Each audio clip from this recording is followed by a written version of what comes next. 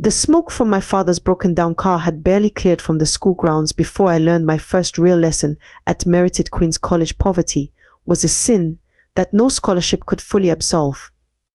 When the letter arrived that morning, my hands trembled so much I could barely break the seal. The familiar crest of merited Queen's College gleamed on the envelope, a symbol of excellence that had always seemed worlds away from our modest neighborhood. My best friend Eva was already racing up our front steps, her own letter clutched tightly to her chest. "Open it together," she suggested, her eyes bright with hope.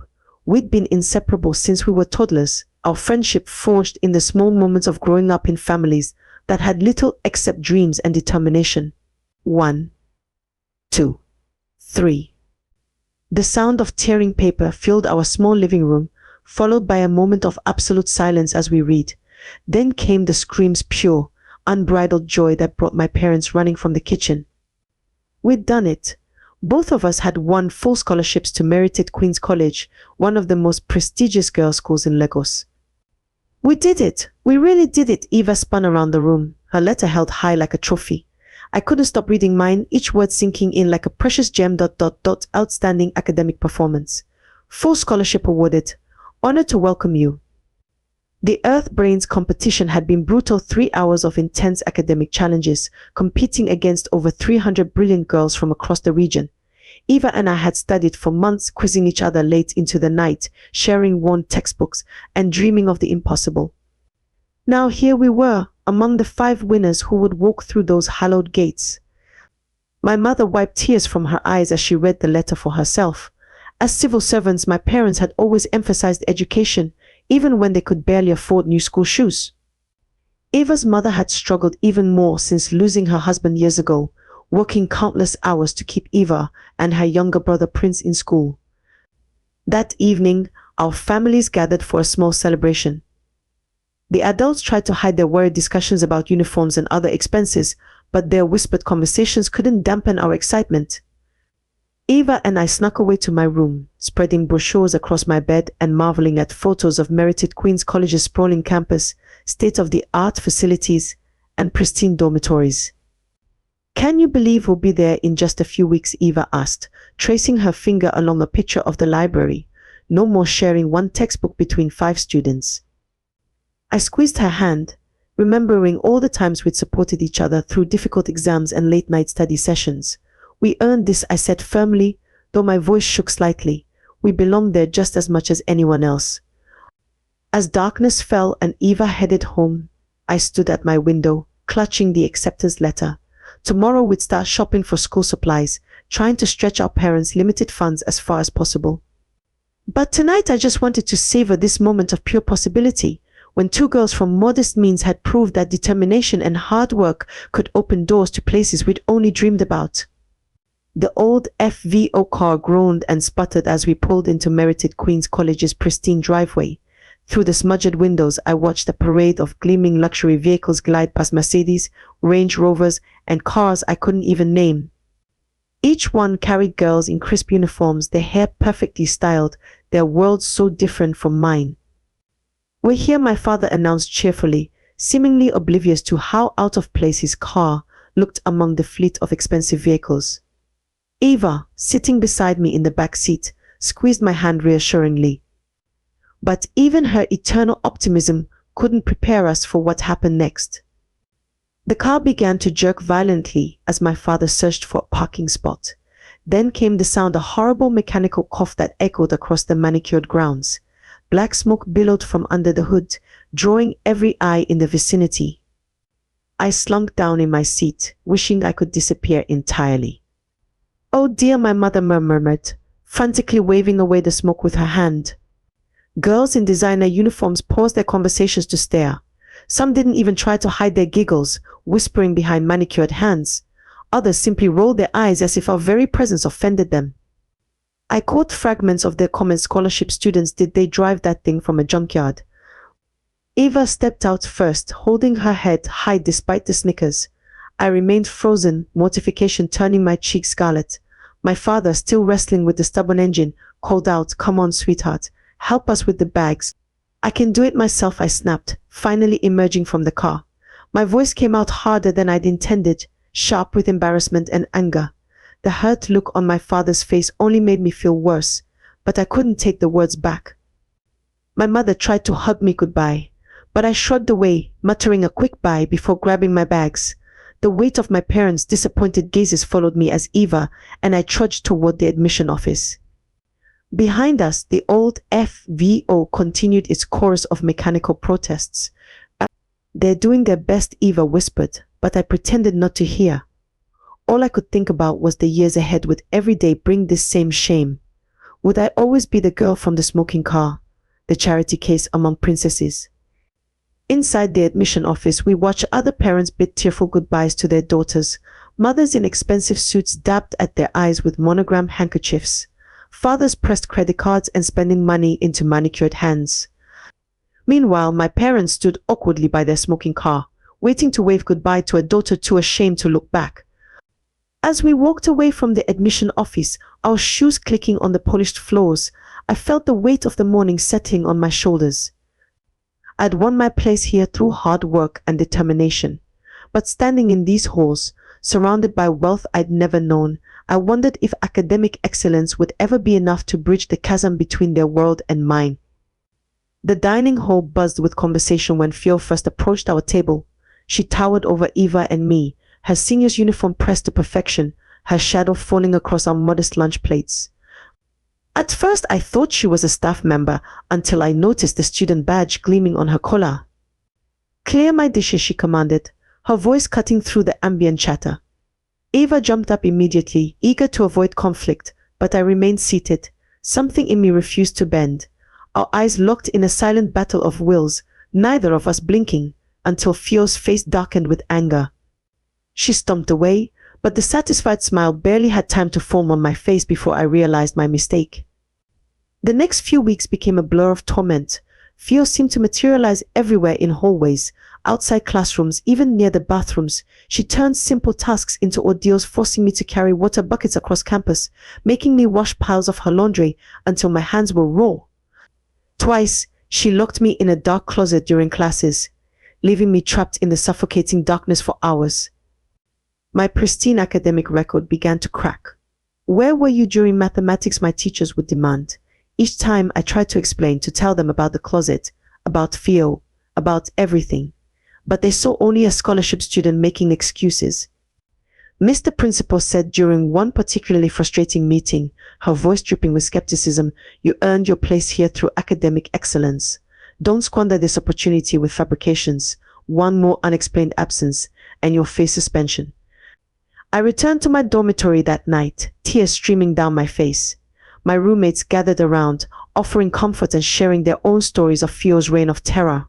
It seemed I wasn't her first victim, just the latest in a long line of students who had caught her attention. "She always targets scholarship students," one girl whispered. Last year's girl ended up transferring schools. The thought of leaving merited Queen's College sent panic through my chest. My parents had been so proud when I won the scholarship. How could I tell them that their daughter, who had competed against hundreds of other girls for this opportunity, was being driven out by a bully? Sleep became elusive. Every creak in the dormitory made me flinch, wondering if Fio was coming to drag me out of bed for some new torment. My hands shook during exams, my mind scattered with fear instead of focused on equations and essays. The confident girl who had earned a prestigious scholarship was vanishing, replaced by someone who jumped at shadows. One afternoon, after Fio had forced me to scrub her shoes during lunch, I caught my reflection in a bathroom mirror. My eyes were hollow, my uniform wrinkled from being shoved into too many cleaning closets. "Someone," I whispered to my reflection, "please help me." I didn't know then that help would come, or that its price would change me forever. She found me in the bathroom, tears streaming down my cheeks, attempting to wash the remains of another humiliating day from my face. I heard the toilet flush, and through the mirror's reflection, I watched her emerge tall, poised, and impossibly elegant in our standard uniform. Linda. Everyone knew Linda, though few could claim to be her friend. "Those tears don't suit you," she said softly, approaching the sink beside me. Her presence filled the small space, not with intimidation like Fio's, but with a gentle authority that made my tears pause mid-fall. "I've been watching, watching what she does to you." I quickly wiped my face, embarrassed to be caught crying by someone like her. Linda was everything I wasn't confident, respected, feared even. Where fear ruled through brutality, Linda commanded through quiet power. No one dared cross her, not even the teachers. I can make it stop, she continued, her voice melodic and sure. All of it. The harassment, the closet, the cleaning, everything. She turned to face me fully, extending her hand. But I need something in return. Your friendship. I stared at her manicured fingers, confused. My friendship. She smiled, and something in that smile made my heart skip. You're different from the others. I see it. You have fire, even if fire's trying to extinguish it. Be my friend and I'll make sure no one ever hurts you again. I'll give you protection, status, everything you deserve. It seemed too good to be true. How I whispered. Give me 3 hours, she replied, her smile turning mysterious. Just 3 hours and fear will be gone. Forever.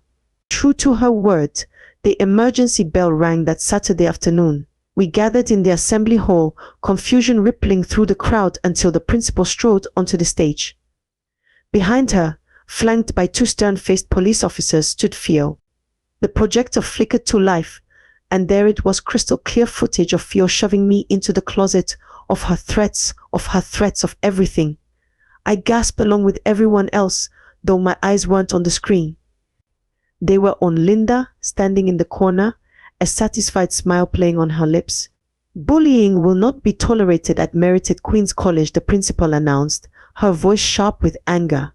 Effective immediately, Fio is expelled and will face legal consequences for her actions. The hall erupted in cheers, not just from me, but from countless others who had suffered under Fio's reign of terror. As she was led away, her face twisted in rage and disbelief, I felt a weight lift from my shoulders. Later that evening, Linda found me again. Welcome to your new life, she said, linking her arm through mine. From now on, you're under my protection. No one will dare touch you again. I smiled, feeling invincible for the first time since arriving at school.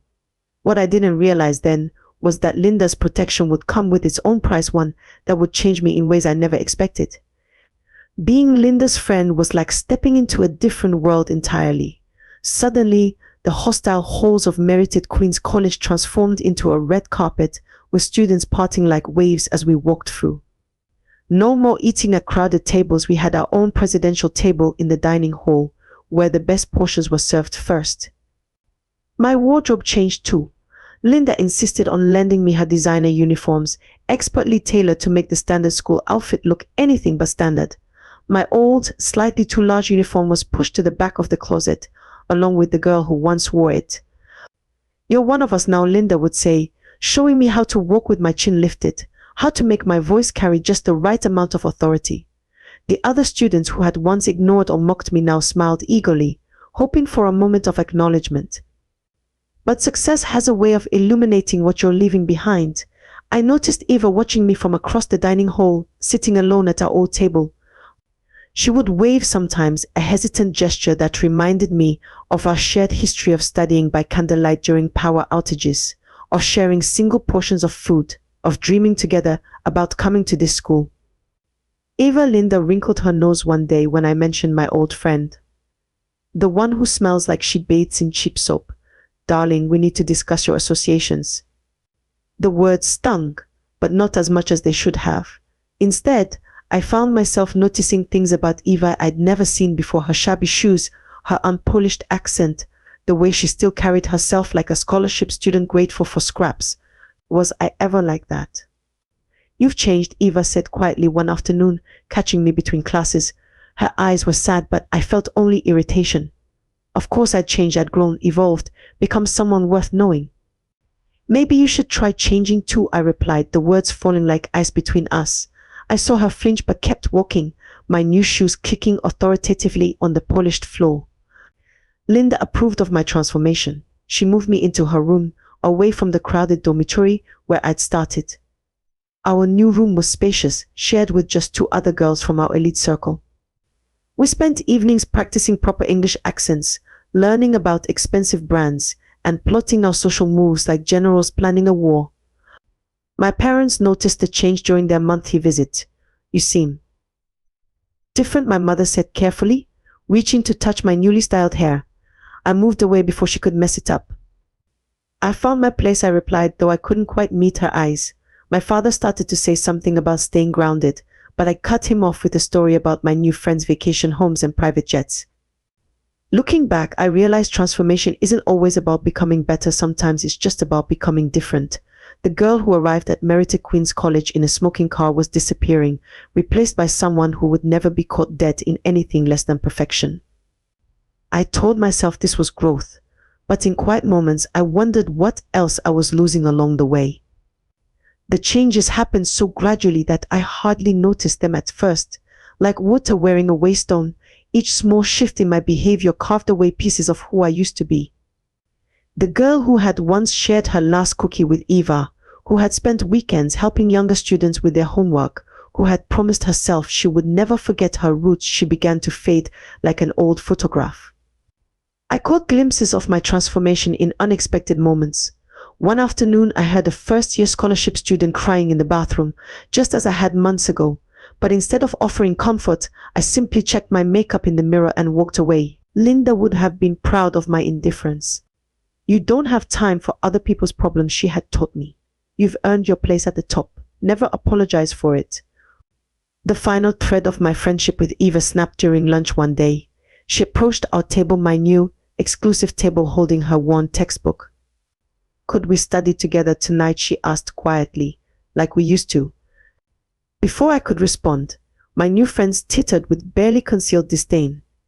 I felt their eyes on me, waiting to see how I would handle this intrusion into our carefully curated social circle. Sorry, I said, my voice cool and distant. I have plans. The hurt in Eva's eyes struck something deep inside me, a chord of remembrance. For a moment, I saw us as we were two little girls sharing dreams and sandwiches, making pinky promises about staying friends forever, celebrating our scholarship wins with pure joy. But that moment passed, replaced by the practiced smile I had learned from Linda. Eva turned away, and I watched her retreating back with a mixture of relief and something else, something that felt uncomfortably like shame. Late at night, when Linda and our roommates were asleep, I would sometimes lie awake, torn between two versions of myself. The old me would have been horrified by what had become, the casual cruelty, the obsession with status, the betrayal of childhood friendships. But the new me, the one who never had to fear bullies or feel ashamed of her background, she felt powerful, untouchable. My mother's words from our last visit echoed in my head: success shouldn't change your heart, only your circumstances. But hadn't my circumstances demanded this change? In this world of privilege and power, wasn't adaptation just another word for survival? I told myself that Eva would understand someday, that she too would learn to shed her old self if given the chance. Yet even as I justified my choices, I couldn't quite silence the voice inside that asked if success meant becoming someone else entirely. Was it really success at all? The answer to that question kept changing, depending on whether I was strutting through the halls with Linda or lying alone in the dark, remembering the girl I used to be, and wondering if she would recognize me now.